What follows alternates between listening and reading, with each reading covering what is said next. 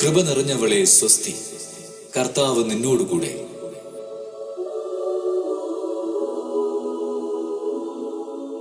മറിയമേ, നീ ഭയപ്പെടേണ്ട. ദൈവസന്നിധിയിൽ നീ കൃപ കണ്ടെത്തിയിരിക്കുന്നു.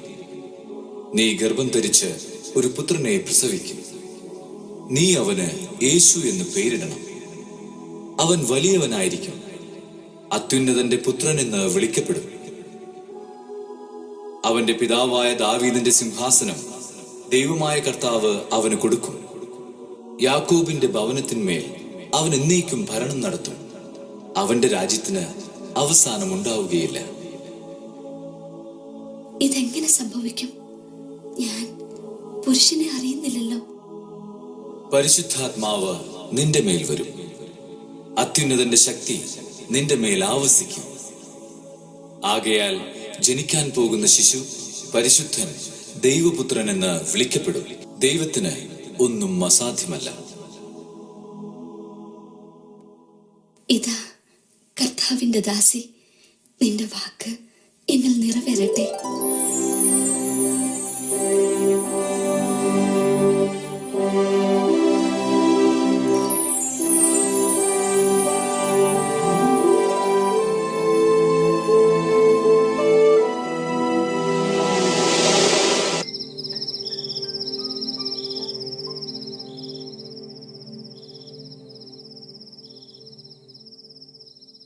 ദാവീദിന്റെ പുത്രനായ ജോസഫ്, മറിയത്തെ ഭാര്യയായി സ്വീകരിക്കാൻ നീ ശങ്കിക്കേണ്ട.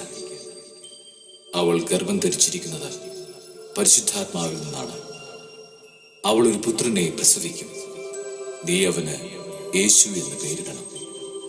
എന്തെന്നാൽ അവൻ തന്റെ ജനത്തെ അവരുടെ പാപങ്ങളിൽ നിന്ന് മോചിപ്പിക്കും. തന്റെ രാജ്യത്തിലെ ജനമെല്ലാം ജനസംഖ്യാ കണക്കിൽ പേരെഴുതിക്കണമെന്ന് അഗസ്തോസ് കൈസർ കൽപ്പന പുറപ്പെടുവിച്ചിരുന്നു. അതനുസരിച്ച് യോസഫ് ഗർഭിണിയായ ഭാര്യയും കൂട്ടി പേരെഴുതിക്കാൻ ബേത്ലഹേമിൽ എന്ന പട്ടണത്തിലേക്ക് പോയി. ഏറെ വൈകിയെത്തിയ അവർ ഒരിടം തേടി നടക്കുകയാണ്. നടന്ന് അവശരായി അവർക്ക് ആരും ഇടം കൊടുത്തില്ല. ഒടുവിൽ ബേത്ലഹേമിലെ ഒരു കാലിത്തൊഴുത്തിൽ അവർക്ക് അഭയം ലഭിച്ചു. ലോകമുറങ്ങുന്ന ആ സുന്ദര രാത്രിയിൽ യേശുനാഥൻ പിറന്നു. കാലിത്തൊഴുത്തിൽ എളിയവനായി ജനിച്ചു എങ്കിലും ആ ജനന വാർത്ത അറിഞ്ഞ് പൗരസ്ത്യദേശത്തു നിന്നും രാജാക്കന്മാർ കാഴ്ചകളുമായി എത്തി. ഒപ്പം ആ പ്രദേശത്തു നിന്നുള്ള ആട്ടിടയന്മാരും എത്തി ഉണ്ണിയെ വന്ദിക്കുവാൻ.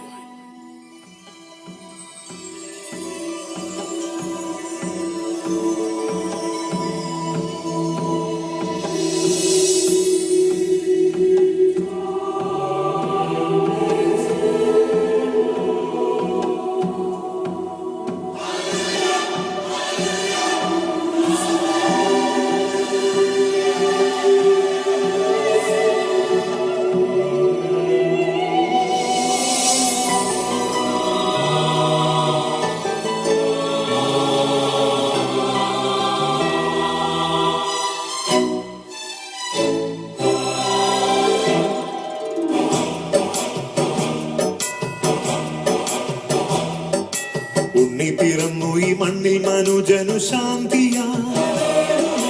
വാനവൃന്ദം മേഘരാജിയിൽ പാടി വരുന്നിതാ.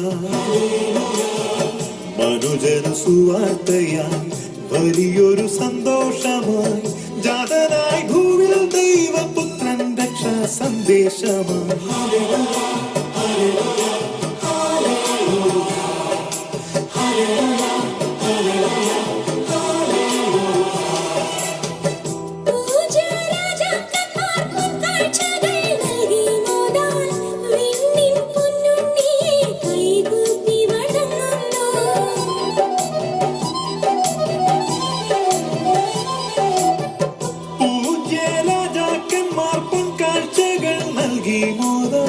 വിണ്ണിൻ പൊന്നുണ്ണിയെ കൈകൂപ്പി വണങ്ങുന്നു.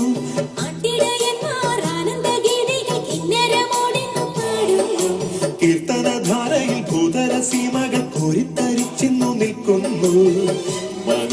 സുവാർത്തയായി വലിയൊരു സന്തോഷമായി ജാതനായി ഭൂമിയിൽ ദൈവപുത്രൻ രക്ഷാ സന്ദേശം.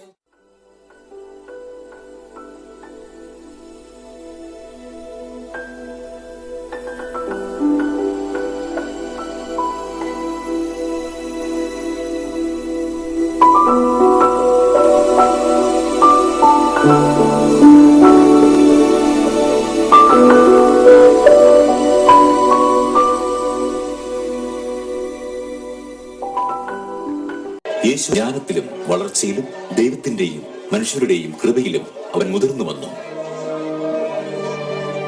പൊന്തിയോസ് പീലാത്തോസ് യഹൂദിയായിലും ഹേരോദാവ് ഗലീലയിലും വാഴുമ്പോൾ ഹന്നാവും കയ്യഫാവും മഹാപുരോഹിതന്മാരായിരിക്കുന്ന കാലത്ത് യോഹന്നാന് ദൈവത്തിന്റെ അരുളപ്പാടുണ്ടായി. അവൻ യോർദാൻ അരികെയുള്ള നാട്ടിലൊക്കെയും വന്ന് പാപമോചനത്തിനായുള്ള മാനസാന്തര സ്നാനത്തെക്കുറിച്ച് പ്രസംഗിച്ചു. എന്നാൽ എന്നിലും ബലവാനായവൻ എന്റെ പിന്നാലെ വരുന്നു. അവന്റെ ചെരുപ്പിന്റെ വാറഴിപ്പാൻ ഞാൻ യോഗ്യനല്ല. അവൻ നിങ്ങളെ പരിശുദ്ധാത്മാവ് കൊണ്ടും തീ കൊണ്ടും സ്നാനം കഴിപ്പിക്കും. അവന് വീശുമുറം കയ്യിലുണ്ട്. അവൻ കളത്തെ മുറ്റും വെടിപ്പാക്കി ഗോതമ്പ് കളപ്പുരയിൽ കൂട്ടിവെക്കുകയും അതിൽ കെടാത്ത തീയിലിട്ട് ചുട്ടുകളയുകയും ചെയ്യും.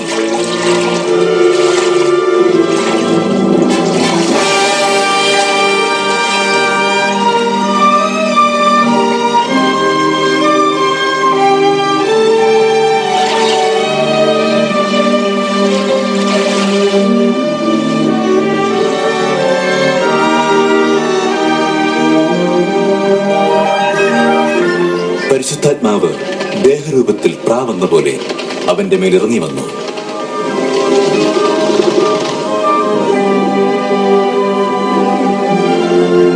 സ്വർഗത്തിൽ നിന്നും ഒരു ശബ്ദവും ഉണ്ടായി, ഇവൻ എന്റെ പ്രിയപുത്രൻ, ഇവനിൽ ഞാൻ പ്രസാദിച്ചിരിക്കുന്നു.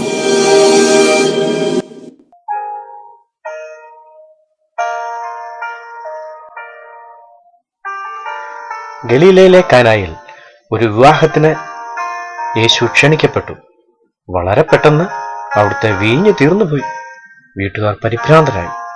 യേശുവിന്റെ മഹത്വം അറിയാമായിരുന്ന യേശുവിന്റെ അമ്മ മറിയ ഇത് യേശുവിനെ അറിയിച്ചു. അടയാളങ്ങളുടെ ആരംഭമായി. യേശു ഒരു മഹാത്ഭുതം അവിടെ പ്രവർത്തിച്ചു. മാനവരുടെ സൗഖ്യത്തിനും വിടുതലിനുമായി യേശു വീണ്ടും അത്ഭുതങ്ങൾ പ്രവർത്തിച്ചുകൊണ്ടേയിരിക്കുന്നു.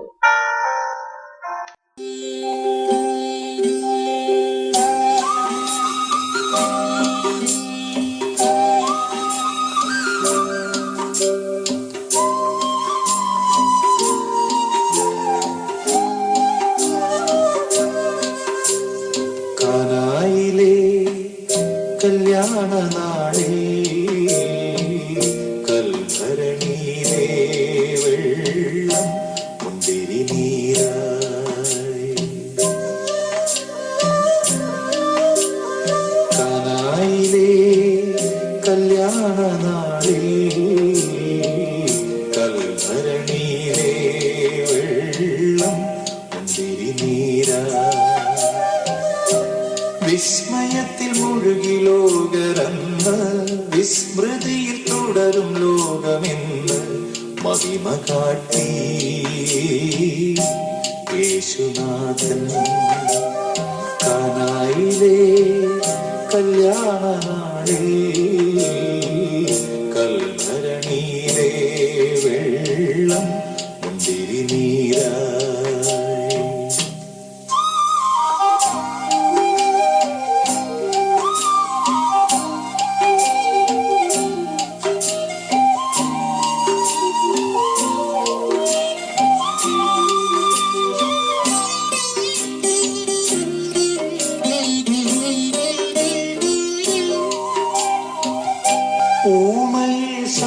സൗഖ്യമാക്കിയിടയൻ അന്ധന കാഴ്ചയേകിനാഥൻ.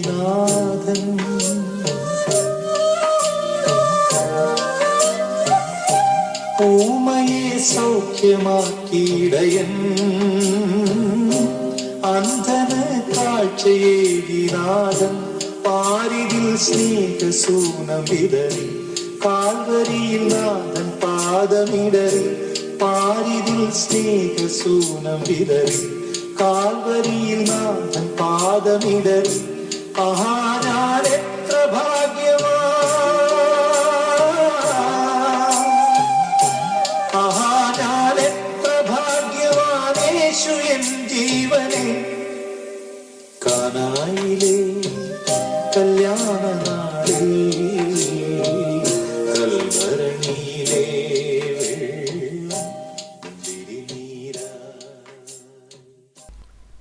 ഒരിക്കൽ യേശു ശമര്യ എന്ന താഴ്ന്ന ജാതിക്കാർ ജീവിക്കുന്ന സ്ഥലത്തുകൂടി യാത്ര ചെയ്യുകയായിരുന്നു. യേശുവിന് നന്നേ ദാഹിച്ചു. വഴിവക്കിൽ അദ്ദേഹം ഒരു കിണർ കണ്ടു. പക്ഷേ വെള്ളം കോരുവാൻ അവിടെ തൊട്ടിയും കയറും ഇല്ലായിരുന്നു. അപ്പോൾ കീഴ്ജാതിക്കാരിയായ ഒരു ശമര്യ സ്ത്രീ വെള്ളം കോരുവാൻ അവിടെ എത്തി. ഉയർന്ന ജാതിക്കാരനായ യേശു ആ സ്ത്രീയോട് എന്താവാം ചോദിച്ചത്?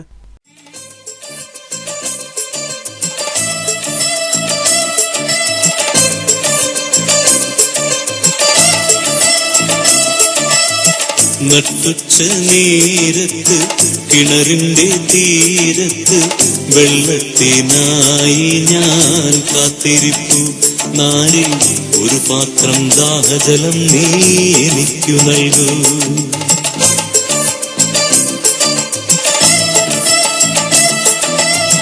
അയ്യോ നീയൊരു യൂതൻ, ഞാൻ ഇന്നൊരു സമറായത്തിൽ.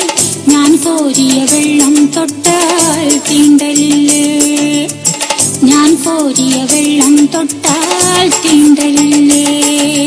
അറിയുന്നില്ലേതും നീ എന്നോട് നീ ചോദിച്ചാൽ ജീവന്റെ ജലം കോരിത്തരുമല്ലോ ഞാൻ.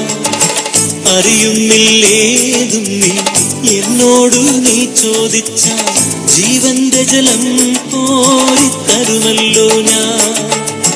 ജീവന്റെ ജലം കോരിത്തരുമല്ലോ ഞാൻ. കയറില്ല പാഴയുമില്ല, നീ എങ്ങനെ വെള്ളം കോരും? ജീവന്റെ ജലം പിന്നെ എങ്ങനെ കിട്ടും? ജീവന്റെ ജലം പിന്നെ എങ്ങനെ കിട്ടും? ഞാൻ നൽകും നിത്യജലം നീ വിശ്വാസമെന്നു കുടിച്ചാൽ നാരി നിനക്കൊരു നാളും ദാഹിക്കില്ല. നാരി നിനക്കൊരു നാളും ദാഹിക്കില്ല. ആ ദിവ്യജലം നാഥ നൽകണം എനിക്കൊരു പാത്രം. വീണ്ടും ഞാൻ വെള്ളം കോരാൻ പോരേണ്ടല്ലോ, വീണ്ടും ഞാൻ വെള്ളം കോരാൻ പോരേണ്ടല്ലോ. മഹിളെ നീ വീട്ടിൽ പോയി നിൻ കണവനെയും കൊണ്ടുവരൂ. അപ്പോൾ ഞാൻ കോരി വിളമ്പാം ജീവന്റെ ജലം. അപ്പോൾ ഞാൻ കോരി വിളമ്പാം ജീവന്റെ ജലം. ഗുരുവേ നീ കോപിക്കരുതേ, വീട്ടിൽ ഞാൻ എന്തിനു പോകാം? ഇല്ലില്ല സത്യം എനിക്ക് ഭർത്താവില്ല, ഇല്ലില്ല സത്യം എനിക്ക് ഭർത്താവില്ല. നീ ചൊന്നത് സത്യം തന്നെ, കണവന്മാരഞ്ചുണ്ടായി. ഇപ്പോഴുള്ളവനോ നിന്റെ ഭർത്താവല്ല, ഇപ്പോഴുള്ളവനോ നിന്റെ ഭർത്താവല്ല. നിന്നിതമെൻ ജീവചരിത്രം നീ എങ്ങനെ സർവമറിഞ്ഞു? ദൈവകരം തെളിവായി നിന്നിൽ കാണുന്നു ഞാൻ, ദൈവകരം തെളിവായി നിന്നിൽ കാണുന്നു ഞാൻ. മകളെ നീ ശങ്കിക്കേണ്ട, ദൈവത്തിൻ പുത്രൻ തന്നെ നിൻ മുൻപിൽ നിൽക്കുന്നു നീ അറിഞ്ഞുകൊള്ളുക. നിൻ മുൻപിൽ നിൽക്കുന്നു നീ അറിഞ്ഞുകൊള്ളുക. നാഥാ നിൻ തിരുമൊഴി കേൾക്കാൻ ഭാഗ്യമെനിക്കെങ്ങനെയുണ്ടായി? തൃപ്പാദം വിശ്വാസമുടെ വണങ്ങിടുന്നേ, തൃപ്പാദം വിശ്വാസമുടെ വണങ്ങിടുന്നേ. ജനങ്ങൾക്ക് യേശുവിലുള്ള വിശ്വാസം യഹൂദ മതപുരോഹിതന്മാരിൽ അസൂയ ജനിപ്പിച്ചു. യേശു തങ്ങളുടെ നിലനിൽപ്പിന് ഭീഷണിയാണെന്ന് അവർ ഭയപ്പെട്ടു. ഏതു വിധേനയും യേശുവിനെ ഇല്ലായ്മ ചെയ്യുവാൻ അവർ കരുക്കൾ നീക്കി. അങ്ങനെ പെസഹ പെരുന്നാളിൻ്റെ ദിനം ആഗതമായി. പുരോഹിതന്മാർ യേശുവിനായി നല്ലൊരു കണി ഒരുക്കി വെച്ചു. യേശുവിൻ്റെ ശിഷ്യനായ യൂദയെ തന്നെ അവർ 30 വെള്ളിക്കാശിന് പ്രലോഭിപ്പിച്ച് വശത്താക്കി. അങ്ങനെ അവർ യേശു എവിടെയാണെന്ന് മനസ്സിലാക്കി.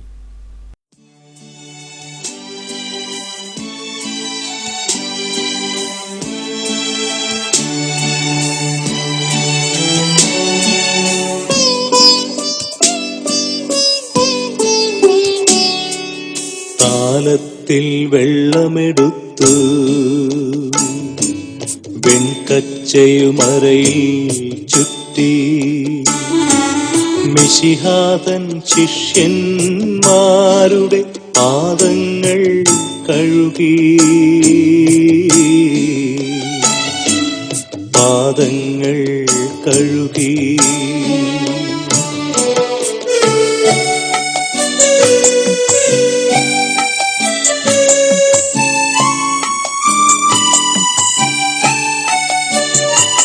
വിനയത്തിൻ മാതൃക നൽകാൻ സ്നേഹത്തിൻ പൊൻകൊടി നാട്ടാൻ സകലേശൻ ദാസന്മാരുടെ പാദങ്ങൾ കഴുകി പാദങ്ങൾ കഴുകി. താലത്തിൽ വെള്ളമെടുത്തു വെൺകച്ചയുമറയിൽ ചുറ്റി മിശിഹാതൻ ശിഷ്യന്മാരുടെ പാദങ്ങൾ കഴുകി പാദങ്ങൾ കഴുകി.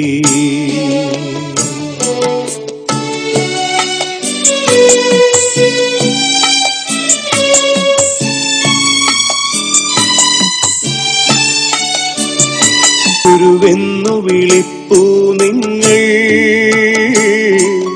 പരമാർത്ഥതയുണ്ടതിലെങ്കിൽ ഗുരു നൽകിയ പാഠം നിങ്ങൾ സാദരമോർത്തിടുവിൻ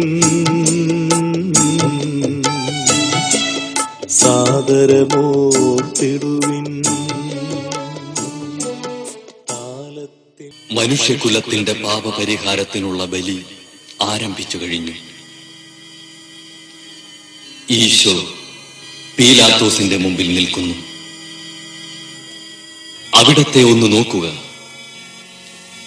ചെമ്മട്ടിയടിയേറ്റ ശരീരം, രക്തത്തിൽ ഒട്ടിപ്പിടിച്ച വസ്ത്രങ്ങൾ, തലയിൽ മുൾമുടി, ഉറക്കമൊഴിഞ്ഞ കണ്ണുകൾ, ക്ഷീണത്താൽ വിറയ്ക്കുന്ന കൈകാലുകൾ, ദാഹിച്ചു വരണ്ട നാവ്, ഉണങ്ങിയ ചുണ്ടുകൾ. പീലാത്തോസ് വിധിവാചകം ഉച്ചരിക്കുന്നു. കുറ്റമില്ലാത്തവൻ കുറ്റക്കാരനായി വിധിക്കപ്പെട്ടു. എങ്കിലും അവിടുന്ന് എല്ലാം നിശബ്ദനായി സഹിക്കുന്നു.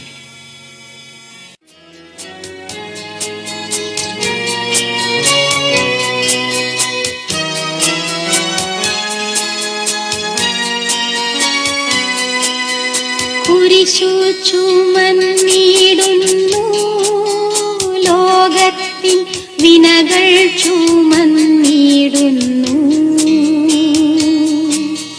നീങ്ങുന്നു ദിവ്യനാഥൻ നിന്ദനം നിറയും നീരത്തിലൂടെ.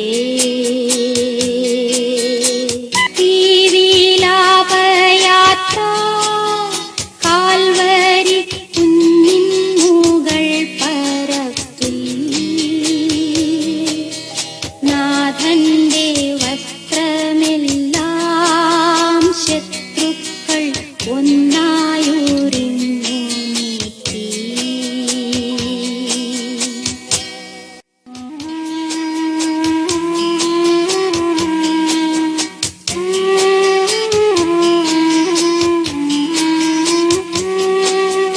കുരിശിൽ കീഴത്തിയിടുന്നു നാഥന്റെ കൈകാൽ തറച്ചിടുന്നു.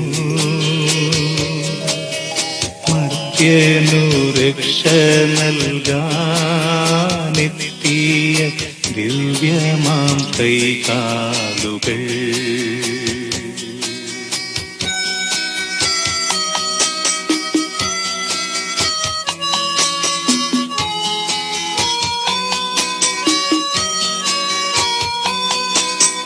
കനിവറ്റ വൈരികൾ ചേർന്നു തുളച്ചെന്റെ കൈകളും കാലുകളും.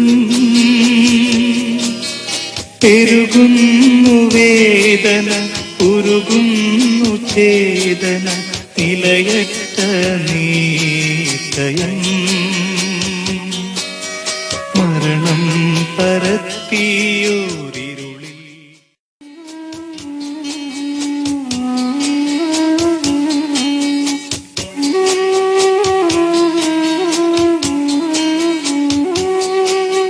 കുരിശിൽ കീടന്നു ജീവൻ തിരിയുന്നു ഭുവനൈകനാഥനീശോ.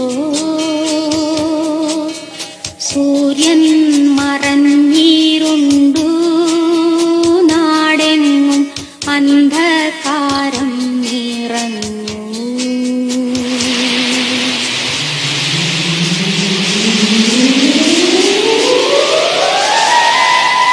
നരികൾ കുരങ്ങുവാനണയുണ്ടു പറവയ്ക്കു കൂടുണ്ടു പാർക്കുവാൻ. നരപുത്രനൂഴിയിൽ തലയൊന്നു ചായ്ക്കുവാൻ ഇടമില്ലോരേടവും.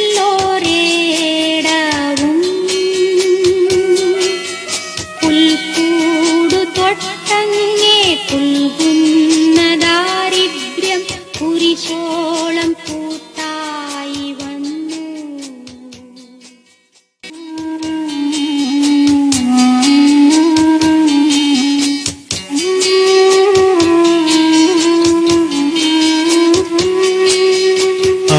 അരുമസൂതന്റെ മേനി മാതാവ് മടിയിൽ കീഴത്തിയിടുന്നു. അലയാടി പോലെ നാഥേ നിൻ ദുഃഖം അതിരു കാണാത്തതല്ലോ.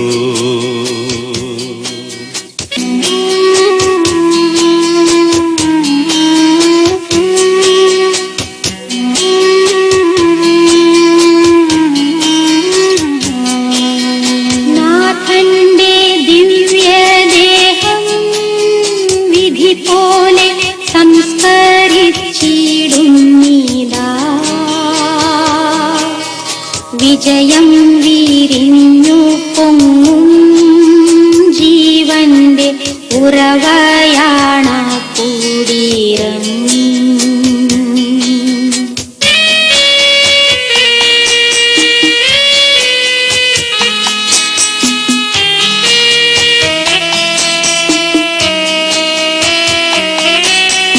മൂന്നു നാൾ മത്സ്യത്തിനുള്ളിൽ കഴിഞ്ഞൊരു യൗവനാൻ പ്രവാചകൻ പോൽ ക്ലേശങ്ങളെല്ലാം പിന്നിട്ടു നാഥൻ മൂന്നാം ദിനമുയർത്തും. പ്രഭയോടുയിർത്തങ്ങേ വരവേൽപ്പിനെത്തിയിടാൻ വരമേഘണേ ലോകനാഥ.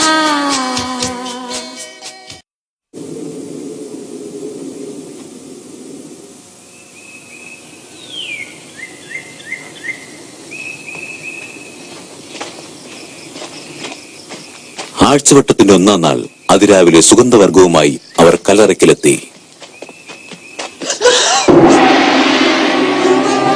കല്ലറ വാതിൽക്കൽ നിന്നും കല്ലുരുട്ടി മാറ്റിയിരിക്കുന്നതായി അവർ കണ്ടു. അകത്ത് കടന്നപ്പോൾ യേശുവിന്റെ ശരീരം അവിടെ കണ്ടില്ല.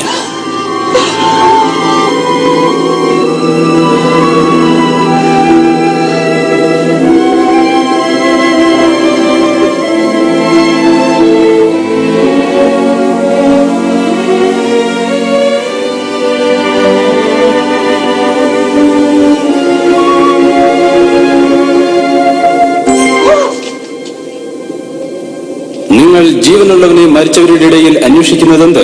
അവൻ ഇവിടെയില്ല, ഉയർത്തെഴുന്നേറ്റിരിക്കുന്നു. മുൻപേ ഗലീലയിൽ ഇരിക്കുമ്പോൾ തന്നെ അവൻ നിങ്ങളോട് മനുഷ്യപുത്രനെ പാപികളായ മനുഷ്യരുടെ കയ്യിൽ ഏൽപ്പിച്ച് ക്രൂശിക്കുകയും അവൻ മൂന്നാം നാൾ ഉയർത്തെഴുന്നേൽക്കുകയും വേണം എന്ന് പറഞ്ഞത് ഓർത്തുകൊള്ളുവീൻ.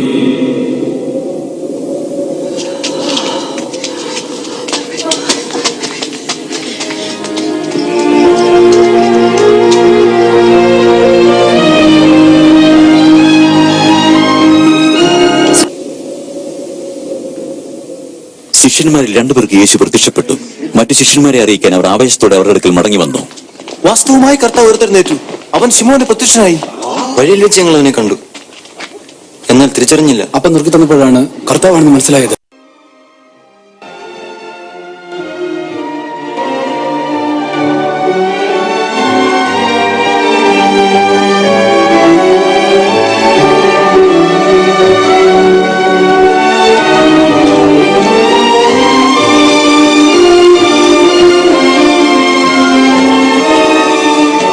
കർത്താവ് നിങ്ങളെ അനുഗ്രഹിച്ച് കാക്കുമാറാകട്ടെ. സ്വർഗത്തിലും ഭൂമിയിലും സകല അധികാരവും എനിക്ക് നൽകപ്പെട്ടിരിക്കുന്നു. ആകയാൽ നിങ്ങൾ പുറപ്പെട്ട് പിതാവിന്റെയും പുത്രന്റെയും പരിശുദ്ധാത്മാവിന്റെയും നാമത്തിൽ സ്നാനം കഴിപ്പിച്ചും ഞാൻ നിങ്ങളോട് കൽപ്പിച്ചതൊക്കെയും പ്രമാണിപ്പാൻ തക്കവണ്ണം ഉപദേശിച്ചും കൊണ്ട് സകല ജാതികളെയും ശിഷ്യരാക്കിക്കൊള്ളുവിൻ. ഞാനോ ലോകാവസാനത്തോളം എല്ലാ നാളും നിങ്ങളോട് കൂടെയുണ്ട്. ആമേൻ.